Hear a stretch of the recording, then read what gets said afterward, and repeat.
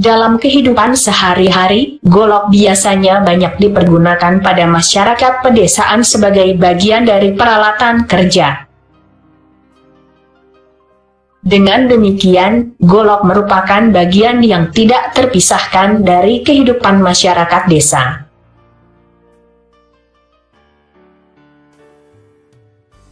Mereka menggunakan golok untuk membantu pekerjaan sehari-hari, terlebih bagi para petani atau pekebun.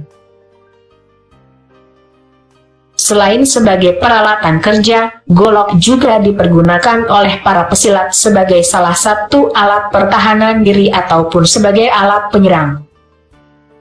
Kemahiran dalam menggunakan golok dalam dunia persilatan telah menghasilkan banyak jawara-jawara terkenal dan telah diangkat dalam layar lebar. Selain memiliki fungsi praktis, golok pun dapat menjadi sebuah karya seni. Hantaman godam untuk melumat besi baja menjadi sebilah golok, dan disertai dengan keterampilan pengukir dalam membuat sarung dan gagang, telah menghasilkan sebuah karya seni yang bernilai sangat tinggi. Salah satu di antara karya seni tersebut bernama Golok Sulangkar, sebuah mahakarya yang bernuansa seni tinggi, ditambah dengan unsur kesakralan, membuat Golok Sulangkar yang berasal dari daerah Ciomas Kabupaten Serang Provinsi Banten ini banyak diburu oleh para kolektor. Ciomas merupakan daerah pegunungan. Posisinya berada tepat di kaki Gunung Karang. Seperti ciri khas daerah pegunungan lain, Ciomas berudara segar dan sejuk. Keindahan alam Ciomas dapat dinikmati menuju Kecamatan Ciomas.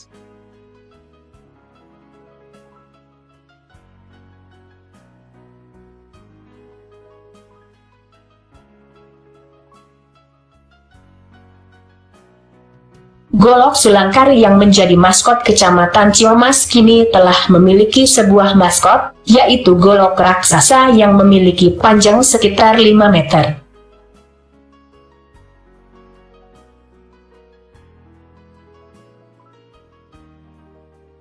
Bahwa golok Sulangkar adalah salah satu jenis golok yang menurut kami punya ciri khas tersendiri di daerah kami, khususnya di Ciomas. Ini sangat istimewa karena memang menjadi ciri kearifan lokal tentang senjata khas daerah. Di Jawa Barat khususnya di Pajajaran punya kujang, di Banten juga dulu para jawara mempunyai kebanggaan tentang senjata tajam, yaitu sebuah golok dan dikenal dengan Golok Sulangkar. Dinamakan Golok Sulangkar karena bahan baku yang digunakan terbuat dari jenis besi sulangkar. Jenis besi ini biasa digunakan sebagai injakan kaki pada kereta delman yang sudah tua. Besi sulangkar dipercaya mengandung banyak manfaat atau tuah bagi pemilik. Di antaranya, gampang disayang, dan disegani orang lain. Secara pasti dari para tokohnya, tidak ada yang memastikan menyebutkan tahun pembuatannya. Namun, seiring dengan para kiai ada di Banten, di mana para kiai itu dikenal dengan jawara, golok Sulangkar itu ada dan dibuat oleh para kiai itu sebagai senjata yang memang bisa untuk menjaga diri dan untuk koleksi tentang senjata khas di Banten. Meskipun dunia luar menyebut dengan nama Golok Ciomas, namun para perajin menyebutnya dengan nama Golok Sulangkar. Sejarah Golok Sulangkar Ciomas dapat ditelusuri melalui prosa cerita rakyat berbentuk legenda yang telah dituturkan oleh masyarakat selama berabad-abad lamanya. Alkisah, pada masa Kesultanan Banten, ada salah seorang bayi yang memiliki keganjilan. Dia tidak berhenti menangis. dan tidak ada seorang pun yang dapat meredakan tangisannya. Sultan kemudian membuat sebuah sayembara. Barang siapa yang dapat meredakan tangis bayinya, maka dia berhak mendapatkan hadiah dari Sultan dan mengasuh bayinya. Tak lama kemudian, datang seorang pria bernama Ki Gede. Di tangan beliau, bayi Sultan seketika berhenti menangis. Sultan kemudian mensyahkan Ki Gede sebagai pemenang sayembara dan mendapatkan hadiah berupa palu godam, yang kemudian dinamakan Godam Sidenok. Setelah dewasa, bayi Sultan yang diasuh oleh Ki Gede dikenal dengan nama Ki Cengkuk. Ia adalah orang yang sangat sakti dalam membuat golok. Dan golok pertama yang dibuat oleh Ki Cengkuk dengan menggunakan Godam Sidenok, kemudian dinamakan Golok Sirebo. Saat ini, golok tersebut masih tersimpan di rumah Duhari. Ia adalah keturunan Ki Cengkuk. Dan untuk menghormati jasa Ki Cengkuk, kemudian dilaksanakan ritual mulut golok Ciomas. Golok Sulangkar yang konon menurut para tokohnya dibuat khusus setahun sekali pada bulan Mulut, itu tidak dipergunakan sembarangan. Ritual yang diselenggarakan pada bulan Mulut, atau tepatnya setiap tanggal 12 bulan Mulut, sekaligus digunakan sebagai acara pertemuan dengan sesama pemilik golok Ciomas. Ritual ini dilaksanakan di kediaman Bapak Duhari sebagai pemegang pusaka Godam Sidenok dan Golok Sirebo. Dan hanya pada bulan Mulut, golok Sulangkar diperbolehkan untuk ditempa.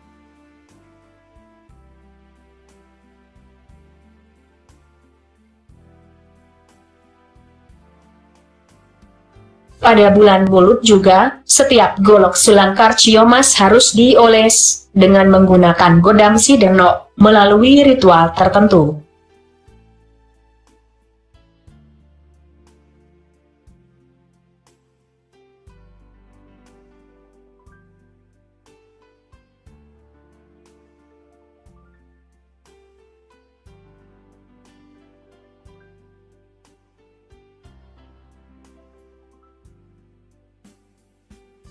Persyaratan lain yang dibutuhkan dalam ritual ini adalah air dari 9 sumber air yang telah diberi bunga.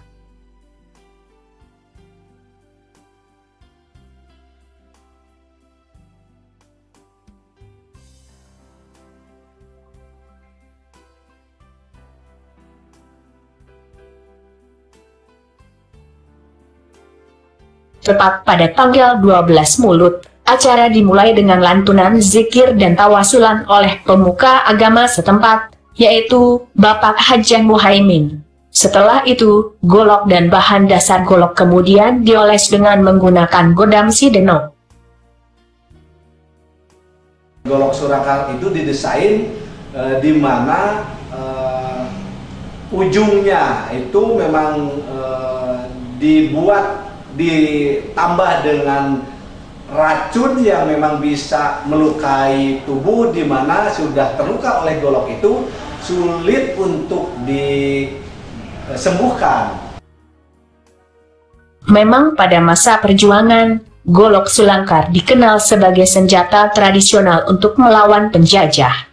Supaya lebih mematikan dalam melawan penjajah, golok Sulangkar kemudian diberi racun yang berasal dari racun ular, katak, atau kalajengking.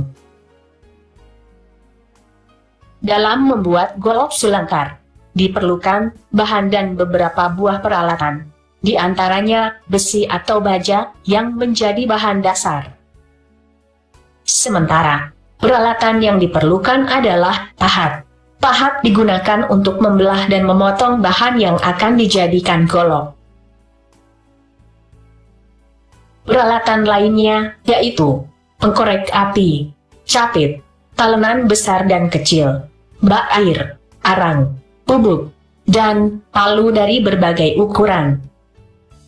Pengkorek api digunakan untuk mengkorek bara api. Perkakas ini terbuat dari besi sepanjang 50 cm. bagian ujung melengkung. Sementara ujung lainnya diberi pegangan yang terbuat dari kayu. Capit digunakan untuk menjepit atau mengambil bahan golok yang masih dalam keadaan membara. Talenan atau paron digunakan sebagai alas tempaan. Alat ini terbuat dari besi baja. Bak air digunakan untuk mendinginkan golok. Caranya adalah dengan mencelupkan besi atau baja yang sedang membara. Proses ini dilakukan berulang-ulang.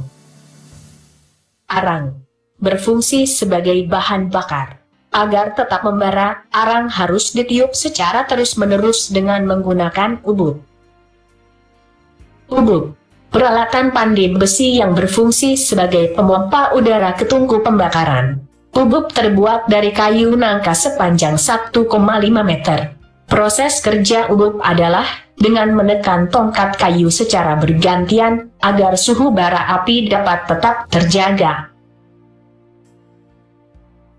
Palu digunakan untuk memipih atau menipiskan bahan golok saat masih dalam keadaan membara.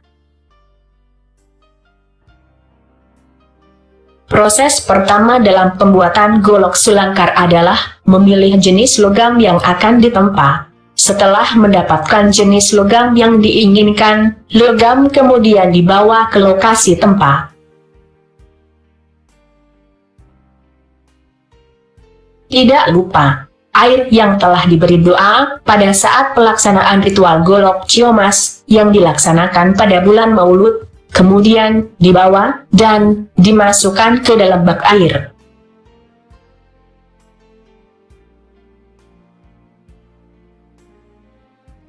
Seorang pandai besi kemudian memilih dan menyusun beberapa buah logam sesuai dengan jenisnya. Lalu, susunan logam tersebut dijepit dengan menggunakan capit.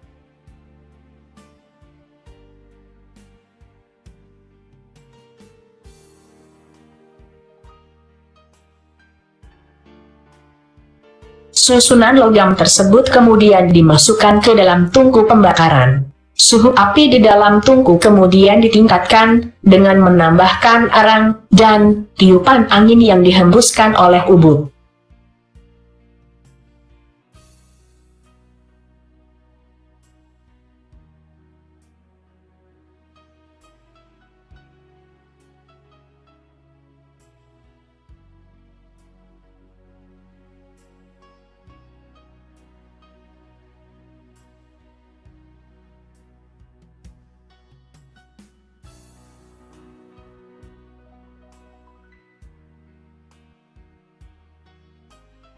Kestabilan dalam menjaga hembusan angin sangat diperlukan, agar logam lebih cepat membara.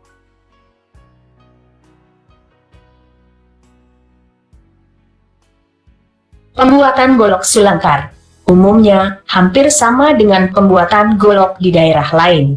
Hanya, di Ciomas dikenal tempa khusus yang disebut teknik tempa tumpuk, yaitu menumpuk 3 sampai dengan 4 bilah pelat besi menjadi satu, untuk dibakar dan ditempa menjadi jenis golok yang diinginkan.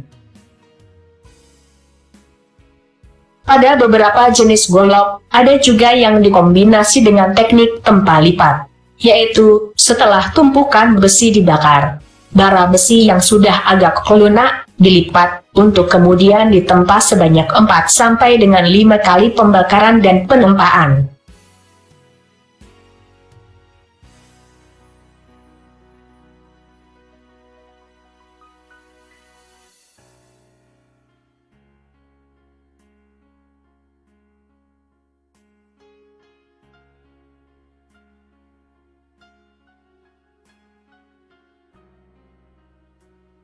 Setelah beberapa kali ditempa, lempengan besi yang telah berbentuk golok kemudian dibentuk sesuai dengan model dan ukuran yang diinginkan.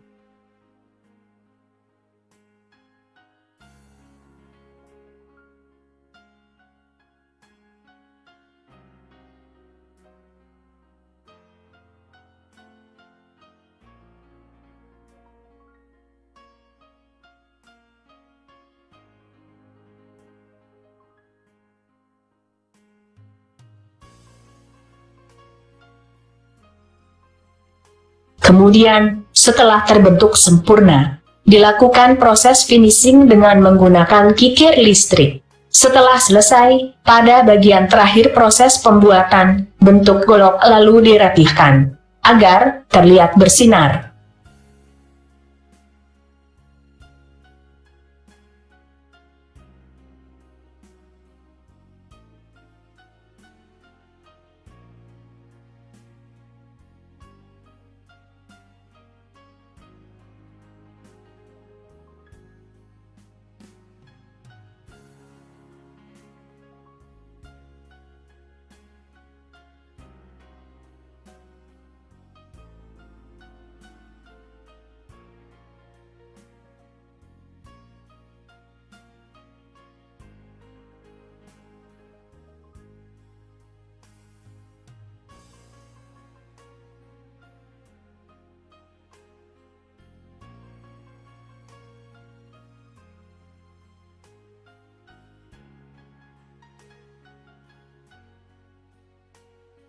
Proses lanjutan dari pembuatan golok sulangkar Ciomas adalah pembuatan gagang dan serangka. Peralatan yang diperlukan untuk membuat gagang golok dan sarangka diantaranya bor listrik, gergaji, pisau, dan gurinda. Tidak seperti bentuk gagang golok pada umumnya, yang biasa digunakan sebagai perkakas. Gagang golok sulangkar biasanya berbentuk ukiran yang memiliki nilai artistik tinggi. Bentuk gagang biasanya menyerupai kepala tokoh pewayangan atau hewan yang memiliki mitos mistis, seperti harimau, ular, dan sebagainya. Ukiran gagang golok menggunakan teknik cukilan. Teknik tersebut menambah tinggi nilai sebuah golok sulangkar.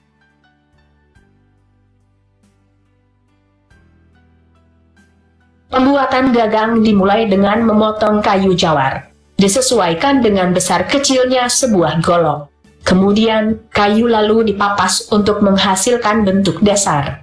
Setelah itu, kayu dipahat dan diukir sesuai dengan pesanan yang diinginkan pembeli. Bor digunakan untuk membuat lubang untuk memasukkan batang golok. Gagang yang sudah jadi, lalu dihamplas dan dicat.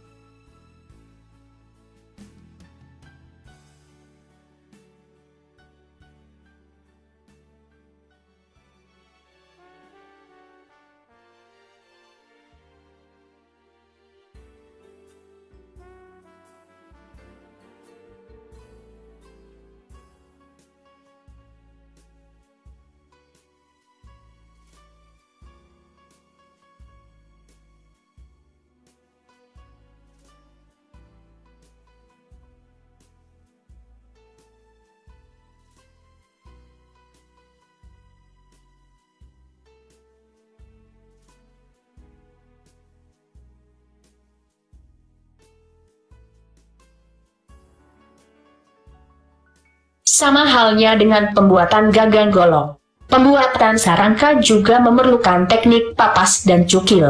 Perbedaannya, sarangka tidak harus diukir. Teknik cukilan digunakan untuk memperoleh ruang batang golok.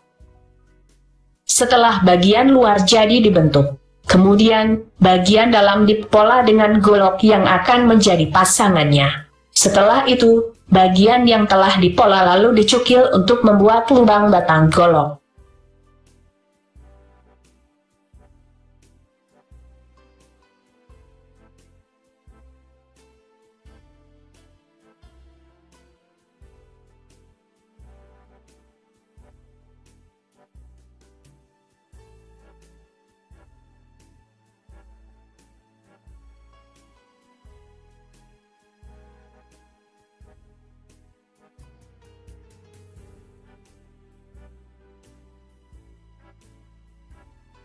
Dua bagian yang telah dicukil kemudian disatukan. Proses penyatuan ini menggunakan lem dan karet.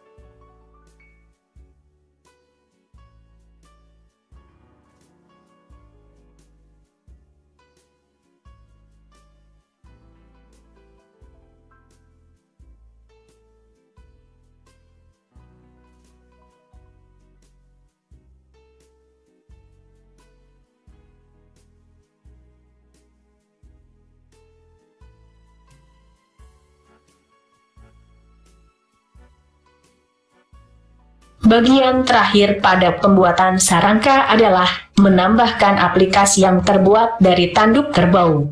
Hal ini dilakukan agar sarangka menjadi lebih bagus dan memiliki nilai seni yang tinggi.